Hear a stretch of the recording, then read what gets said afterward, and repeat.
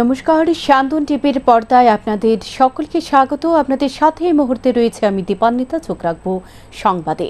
ত্রিপুরার মানুষ ভালো আছে, শান্তি সম্প্রীতি বজায় রয়েছে ত্রিপুরায়। বুধবার ত্রিপুরা হকার্স ইউনিয়নে নবনির্বাচিত কমিটির শপথ গ্রহণ অনুষ্ঠান এবং রক্তদান শিবিরে অংশগ্রহণ করে একথা বললেন মুখ্যমন্ত্রী ডাক্তার মানিক সাহা।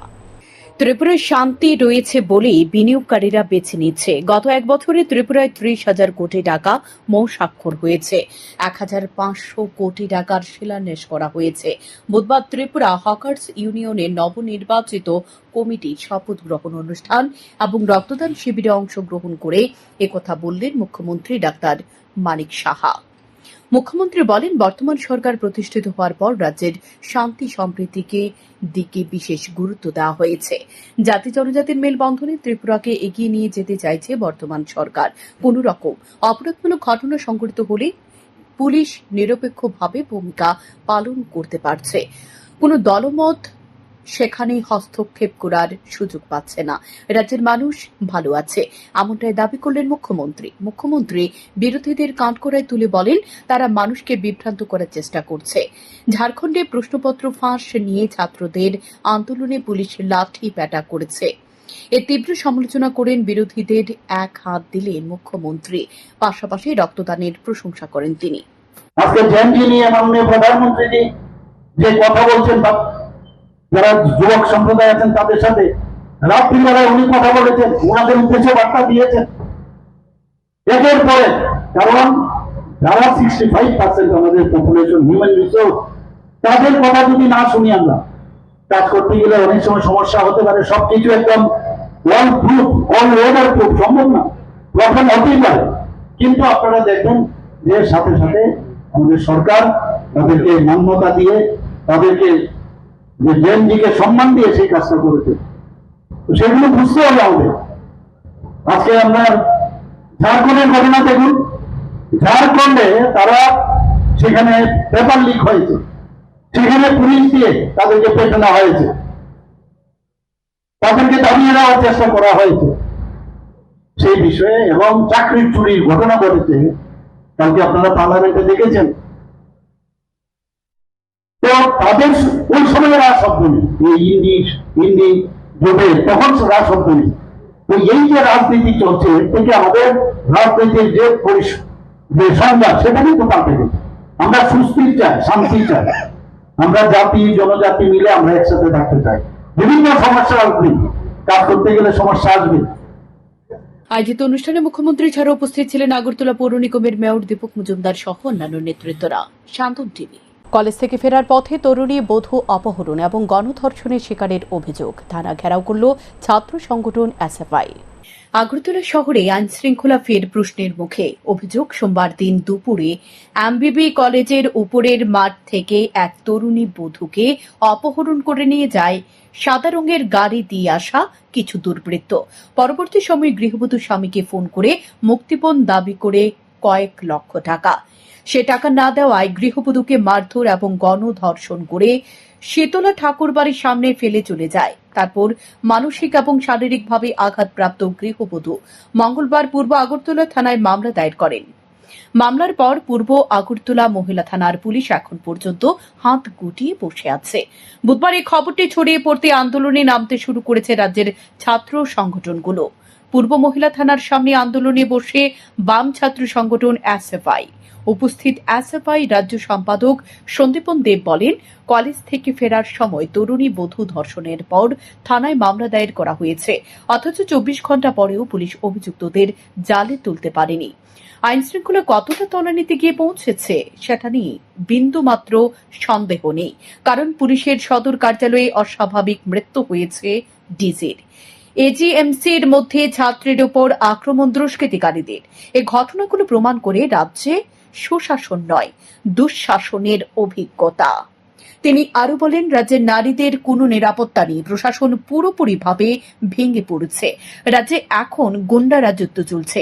এর বিরুদ্ধে থানার ওসির কাছে ডেপুটেশন প্রদান করা হয়। অতি শীঘ্রই দুষ্কৃতিকারীদের গ্রেপ্তার করে দৃষ্টান্তমূলক শাস্তির ব্যবস্থা না করলে পরবর্তীতে বৃহত্তর আন্দোলনের সিদ্ধান্ত নেওয়া হবে।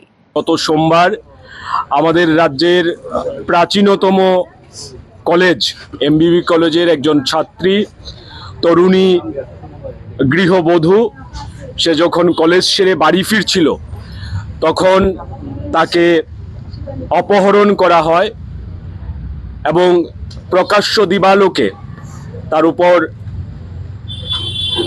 গণধর্ষণের ঘটনা সংঘটিত হয়েছে এবং আগরতলা শহরের অদূরে একটি স্থানে তাকে ফেলে দেওয়া হয়। পরবর্তীতে সে মেয়েটিকে উদ্ধার করা হয়।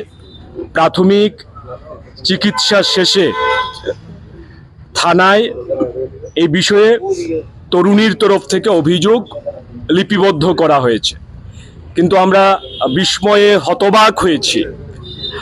আমাদের রাজ্যে গণধর্ষণের মতো মারাত্মক ঘটনা আগরতলা শহরের প্রাণকেন্দ্রে সংঘটিত হওয়ার অভিযোগ জানানোর 24 ঘন্টা পরেও অভিযুক্তদের গ্রেপ্তার করতে পুলিশ প্রশাসন ব্যর্থ হয়। সামগ্রিকভাবে আমাদের রাজ্যের আইন শৃঙ্খলা তলানিতে এই সম্পর্কে আমাদের বিন্দুমাত্র সন্দেহ নেই। আমাদের রাজ্যের পুলিশ মহানির্দেশক পুলিশ হেডকোয়ার্টারের মধ্যে প্রয়াত হয়েছেন। আজকে পর্যন্ত আমরা জানতে পারিনি কি তার রহস্য।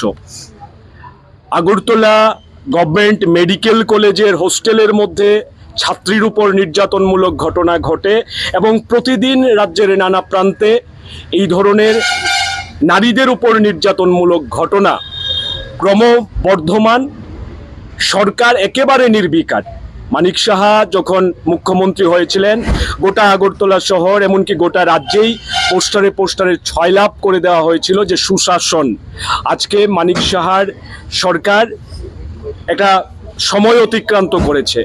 আমরা দেখছি দুঃশাসনের নূতন অভিজ্ঞতা। এ ঘটনায় ব্যাপক চাঞ্চল্য সৃষ্টি হয়েছে রাজ্যে। এখন দেখার বিষয় পুলিশ সিসি ক্যামেরার রেকর্ড সংগ্রহ করে অভিযুক্তদের জালে তুলতে সক্ষম হয় কিনা। শান্তন টিভি। বিজেপির আমলে মিথ্যার চাষ হচ্ছে। বিদ্যুৎ মন্ত্রী রতনলাল নাথকে মিথ্যে প্রচারের জন্য স্বর্ণপদক পুরস্কার দেওয়া দরকার। আগরতলা প্রদেশ কংগ্রেস ভবনে সাংবাদিক সম্মেলন করে কথা বলেন প্রদেশ কংগ্রেসের মুখপাত্র প্রবীর চক্রবর্তী। তিনি বলেন, স্মার্ট মিটার স্থাপন এবং বিদ্যুৎ ব্যবস্থাপনার আধুনিকরণের নামে সাধারণ মানুষের উপর অতিরিক্ত আর্থিক বোঝা চাপানো হচ্ছে এবং বর্তমানে স্মার্ট মিটারকে ঘিরে যে প্রচার চালানো হচ্ছে তাতে সাধারণ মানুষকে প্রকৃত সমস্যাগুলো আড়াল হয়ে যাচ্ছে। বিদ্যুৎ নিগমের আধিকারিক ও ইঞ্জিনিয়ারদের সঙ্গে নিয়ে স্মার্ট মিটারের বিভিন্ন সুবিধার প্রচার করা হলেও এর ফলে সাধারণ গ্রাহকের বিদ্যুৎ বিল কতটা কমছে বা বেড়েছে সে প্রশ্নের যথাযথ উত্তর পাওয়া যাচ্ছে না। স্মার্ট মিটার স্থাপনের আগে এবং পরে গ্রাহকদের বিদ্যুৎ ব্যবহারের পরিমাণ, বিলের পার্থক্য এবং মিটার রিডিংয়ের নির্ভুলতা প্রকাশ্যে যাচাই করার দাবি জানায় তিনি। পাশাপাশি অস্বাভাবিক বিদ্যুৎ বিলের অভিযোগগুলো নিরপেক্ষ তদন্ত করে প্রকৃত কারণ চিহ্নিত করারও দাবি জানান। সাংবাদিক সম্মেলন এছাড়াও উপস্থিত ছিলেন প্রদেশ কংগ্রেসের এসসি ডিপার্টমেন্টের চেয়ারম্যান নিরঞ্জন দাস, সদর জেলা সভাপতি তন্ময় রায়। উনি কি বলার চেষ্টা করেছে এই গত 10 দিনের মধ্যে? উনি যে অসত্য, আমি তো আগেই বলেছি মিথ্যার চাষ হচ্ছে এবং সর্বাধিক এই রাজ্যে হচ্ছে স্বর্ণপদক যদি কেউ পেতে পারে সে হচ্ছে এই বিদ্যুৎ এবং কৃষিমন্ত্রী, এক্ষেত্রে স্বর্ণপদক পেতে পারে। তো শুধু আমি ওনার দীর্ঘ ইতিহাস বলবো না, গত 10 দিনে উনি একবার বলেছেন সার্ভারের গোলমালের জন্য বিলিংয়ে গোলমাল হচ্ছে, কেউ 81,000 টাকা। কলেজ স্টিলের মতো জায়গাতে এক বাড়িতে 3 জনের পরিবার, এসি নেই, অন্য কোনো বিষয় নেই, টিভি আছে, একটা জলের মেশিন আছে, আর 3 জনের পরিবারে কতটা ফ্যান বা লাইট লাগবে। আগের মাসে এসেছে 10,000, পরের মাসে এসেছে স্মার্ট মিটার বসিয়ে দিয়ে, পরের মাসে এসেছে 21,000। আমাদের কুমারঘাটের মতো জায়গায় 82,000, কোনো জায়গায় 43 লক্ষ। তো এগুলি ডিজিটাল জালিয়াতি ছাড়া তো অন্য কিছু না। নরবরে অঙ্গনওয়াড়ি কেন্দ্র, ঘুমে সমাজ কল্যাণ ও সমাজ শিক্ষা দপ্তরের আধিকারিকরা এই অব্যবস্থাপনা প্রভাবফুল কলোনি অঙ্গনওয়াড়ি কেন্দ্রের। দীর্ঘদিন ধরে এই অঙ্গনওয়াড়ি কেন্দ্রের বেহাল দশা। অভিযোগ, এই অঙ্গনওয়াড়ি কেন্দ্রে নেই রান্নার ঘর, নেই পর্যাপ্ত পানীয় জলের ব্যবস্থা, টিনের ছাউনিও বেহাল অবস্থায়, ফলে শিশুদের নিয়ে সমস্যায় পড়তে হচ্ছে অভিভাবকদের। স্থানীয়দের আরও অভিযোগ, অঙ্গনারী কেন্দ্রের ঘর অনেক সময় ফাঁকা পড়ে থাকে। অঙ্গনারী কর্মী বাসবী দেববর্মা নিয়মিত কেন্দ্রে না থেকে বাড়িতে চলে যান বলেও অভিযোগ। ফলে নির্ধারিত সময়ে শিশুদের পড়াশোনা ও অন্যান্য কার্যক্রম ব্যাহত হচ্ছে বলে দাবি এলাকাবাসীর দাবি, দ্রুত অঙ্গনারী কেন্দ্রটির পরিকাঠামো উন্নয়ন করে নিয়মিত পরিষেবা নিশ্চিত করা হোক। না হলে এই অঙ্গনারী কেন্দ্র থেকে কোনো রকম সুবিধা হচ্ছে না এলাকার কচি কাঁচা ও গর্ভবতী মহিলাদের। উল্লেখ্য, এই অঙ্গনারী কেন্দ্রটি দেখিয়ে দেয় রাজ্যের সমাজ কল্যাণ ও সমাজ শিক্ষা দপ্তর কতটা উদাসীনতায় ভুগছে। আমাদের তো ওই বৃষ্টি পড়ে কিচেন বড়ই বালানা, রাস্তা ওই অনেক খারাপ, বৃষ্টির সময় হইলো অসুবিধা হয়।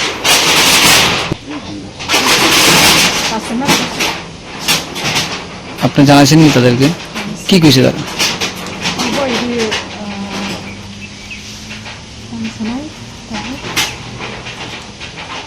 মানে ওয়ারিং করবো। কতজন বাচ্চা আছে আপনার? আছে 17 জন, আছে 4 জন। আজকে কতজন পেশেন্ট আছে? পেশেন্ট আজকে আছে না, দুধের লাগে খায় না আর কি, অনেক বুঝতে। আমরা শুনলাম নাকি অনেক দিন ধরে আপনি স্কুলে বাচ্চা কাচ্চা আয় না ঠিকঠাক ভাবে, বিষয়টা তাদের বাড়িতে চাল টাল দেওয়া যাওয়া হয়। চাল টাল এখন যায় না, সব বৃষ্টি পড়তেছে না,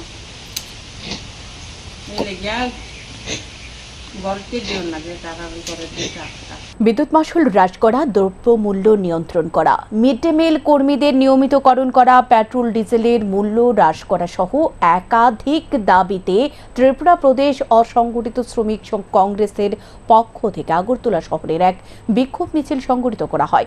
মঙ্গলবার প্রদেশ কংগ্রেস ভবন থেকে মিছিলটি শুরু হয়। মিছিল শেষে রাজধানীর বটতলা এলাকায় একটি গণ অবস্থানের আয়োজন করা হয়। উপস্থিত সংগঠনের নেতৃত্ব বলেন, অস্বাভাবিকভাবে বিদ্যুৎ মাশুল বৃদ্ধি করা হয়েছে। অপরদিকে পেট্রোল ডিজেলের মূল্য অস্বাভাবিকভাবে বৃদ্ধি পেয়েছে। পাল্লাতে দ্রব্য মূল্য বাড়ছে, ফলে মানুষের নাভিশ্বাস উঠে যাচ্ছে। তাই অবিলম্বে দ্রব্যমূল্য নিয়ন্ত্রণ করা, পেট্রোল ডিজেলের মূল্য হ্রাস করা, বিদ্যুৎ মাশুল বৃদ্ধি প্রত্যাহার করা সহ একাধিক দাবি তুলে সরকারের দৃষ্টি আকর্ষণ করার উদ্যোগ নেওয়া হয়েছে। অবিলম্বে অতিরিক্ত বিদ্যুৎ মাশুল যদি প্রত্যাহার না করে তাহলে সড়ক অবরোধ করবে বলে হুঁশিয়ারি দেন। আমরা যেভাবে দেখেছি বিদ্যুৎ মাশুলের বাড়তি এবং প্রত্যেকটা জিনিসের মধ্যে বারংবার বেরিয়ে চলছে, তার কমার কোনো নাম নেই। আমরা এখানে যেমন আমাদের ডিডিটি শ্রমিকরা আছে, তারা প্রতি মাসে আপনারা কাজ করতেছে, কিন্তু সেই কাজটা হয় 5 মাসে, আর বাকি 7 মাস তারা বসে থাকতে হয়। আমরা দাবি তাদেরকে রেগুলার করতে হবে এবং আশা কর্মী, অঙ্গনারী কর্মী তাদেরকে রেগুলার করতে হবে এবং তাদের বেতন বৃদ্ধি করতে হবে। এবং যেভাবে জিনিসপত্রের দাম, আমরা গতদিন ডাল কিনেছি 100 টাকা, 110 টাকায় আমাদের ইউপি গভর্নমেন্টের সময়, এখন সেই ডাল আমরা 160 টাকা করে কিনতে হয়।